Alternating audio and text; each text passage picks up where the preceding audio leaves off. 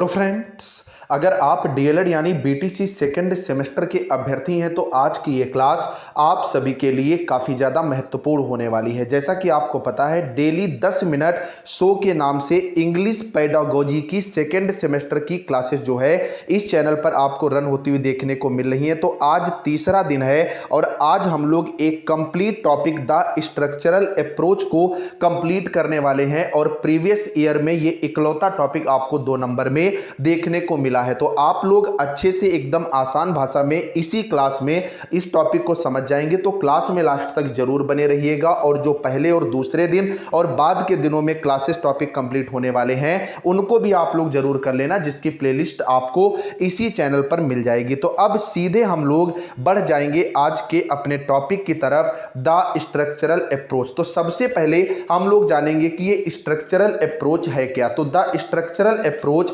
which consist of selecting and grading the structure of a language rather than the words। यानी इसमें जब आप कोई लैंग्वेज जो है वो पढ़ रहे होते हैं तो वहां पर वर्ड्स को प्रायोरिटी ना दे करके, यानी शब्द को प्रायोरिटी ना दे करके उसका सिलेक्शन कैसा है और उसकी ग्रेडिंग कैसी है इस पर बल दिया जाता है। जैसे आपको बहुत अच्छे से पता है, अगर आइदर दिया हुआ है तो आइदर के साथ आप और का प्रयोग करते हो और नाइदर के साथ नॉर का प्रयोग करते हो। तो यहां पर ये जो सिलेक्शन है और जो ग्रेडिंग है वो मैटर करती है किसमें, स्ट्रक्चरल अप्रोच में। Of course words are also selected and graded but the main emphasis is put on teaching the student a command of the structures. इसमें यह कहा गया है कि यह बिल्कुल भी सत्य नहीं है कि वर्ड्स का यहां पर सिलेक्शन या ग्रेडिंग नहीं होती है। वर्ड भी सिलेक्ट किए जाते हैं, उनकी ग्रेड भी होती है, लेकिन जो मेन फोकस होता है वो होता है किस चीज पर,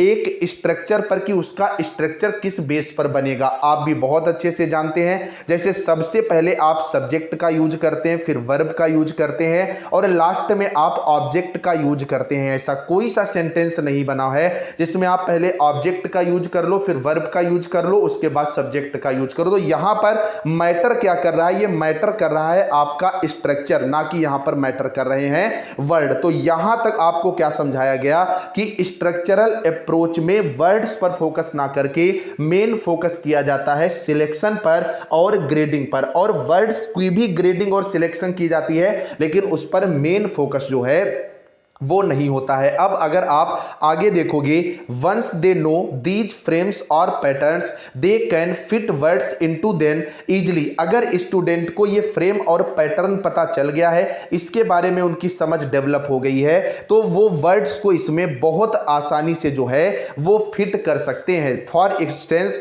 once they know these frames और patterns they can fit words into them easily. For instance वही चीजें आप देख रहे हैं, जैसे आप अगर एग्जाम्पल के बेस पर जाओगे, इफ है, ठीक है भाई, उसके बाद क्या यूज होगा, हैड बीन का यूज होगा, आईएनजी का यूज होगा, वुड हैव का यूज किया जाता है। कहने का मतलब ये, जैसे जहां पर इज का यूज है, ठीक है भाई, तो इज का यूज अगर कॉन्टिन्यूअस फॉर्म में है तो आपको बहुत अच्छे से पता है कि आईएनजी का क्या होगा, यूज किया जाएगा। ये आप बहुत अच्छे से जानते हो, अगर इज एम आर है तो आप आईएनजी का यूज करोगे। यही क्या है, यही फ्रेम है जो स्ट्रक्चरल अप्रोच पर क्या करता है, काम करता है। They can easily learn word to put into the blanks and brackets. इसके द्वारा वो आसानी से जो ये आपके फिलअप्स हैं, जो ब्रैकेट्स हैं, उसमें वर्ड जो है पुट कर सकते हैं। But if they only know list of word they can not possible speak, understand, read और राइट अ सेंटेंस। लेकिन अगर केवल वर्ड्स का ही नॉलेज है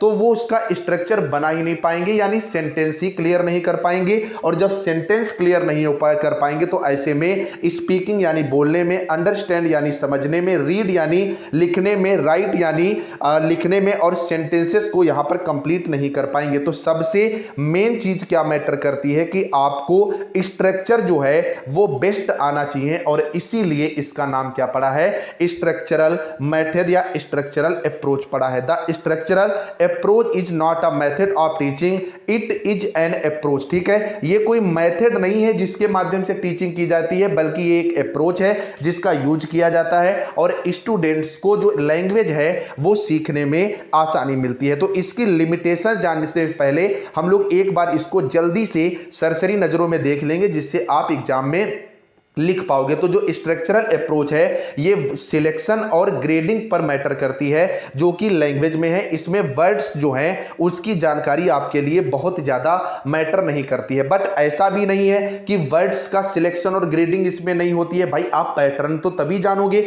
जब आप वर्ड्स के बारे में जान पाओगे। तो मैटर वर्ड्स करते हैं लेकिन मेन फोकस लाडलों किस पे होता है, तो वो होता है स्ट्रक्चर पर। ठीक है भाई, जैसे ही स्टूडेंट जो है वो इस फ्रेम यानी पैटर्न को जान जाते हैं उसके बाद वो इसमें वर्ड्स को आसानी से फिल कर सकते हैं। जैसे आप देख सकते हो इफ है, इफ के बाद आपको क्या यूज करना है, हैड बीन है, उसके बाद आप क्या यूज करोगे, आईएनजी का आप यूज कहां पर करोगे। तो ये सारी चीजें ही स्ट्रक्चर पर वर्क करती हैं। और जैसे स्टूडेंट इसके बारे में जान लेते हैं तो इजीली इन फिलअप्स में और ब्रैकेट्स में वो वर्ड्स जो है वो पुट कर पाते हैं और उसके बाद वो आसानी से स्पीकिंग, अंडरस्टैंडिंग, रीडिंग और राइटिंग कर पाते हैं। लेकिन अगर उनको स्ट्रक्चर नहीं पता है तो वो इसमें समर्थ नहीं होते हैं। स्ट्रक्चरल जो अप्रोच है ये कोई टीचिंग का मेथड नहीं है बल्कि ये एक अप्रोच है, तरीका है जिसके माध्यम से लैंग्वेज को आसान बनाया जा सकता है। अब मुख्य बात निकल करके आती है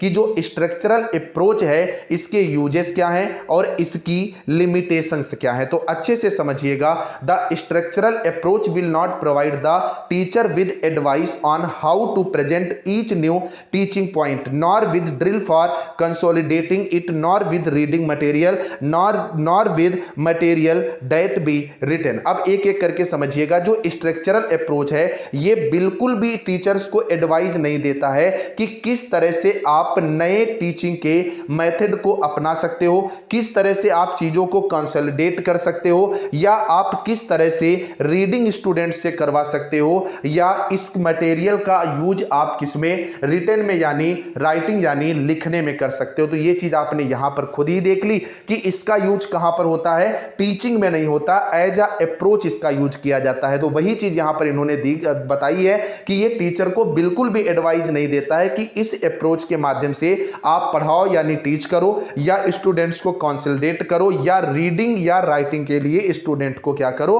कवर अप करो। ठीक है भाई, यहां तक सभी को क्लियर हो गया है अच्छे से। अगर क्लियर हो गया है तो एक बार अच्छा सा कमेंट जो है वो जरूर कर दीजिएगा। बाकी हैंड रिटन जो पेड नोट्स हैं उसमें ये सारे नोट्स आपको मिल जाते हैं। इसमें क्या क्या मिल जाता है, पवन और राजन सीरीज के सारे ऑब्जेक्टिव, सातों पेपर के handwritten PDF notes, previous year paper, पिछले 5 साल के सातों पेपर के सारा कंटेंट एकदम आसान भाषा में। और इस पूरे बैच की फीस रहती है केवल 99 रुपए। तो जिसको भी बैच से जुड़ना है, ये जो नंबर है 9839832302, इस पर 99 रुपए पेटीएम या गूगल पे करके पेमेंट का स्क्रीनशॉट इसी नंबर पर व्हाट्सएप कर देना। 2 मिनट के अंदर बैच में जोड़ लिया जाएगा और अगले मिनट सारा कंटेंट मिल जाएगा। ये कंटेंट आपके एग्जाम के लिए पूरी तरह से सफिशिएंट रहने वाला है। पिछली क्लासेस जरूर देख लेना। आज की जो ये क्लास है इसको 1-2 बार अगर आप अच्छे से सुन लोगे तो ये एक टॉपिक आपका क्लियर हो जाएगा। बाकी मैंने प्लेलिस्ट बना ही दी है जहां पर सारी क्लासेस मिलती रहेंगी। कमेंट में जरूर बताइएगा आज की क्लास कैसी लगी।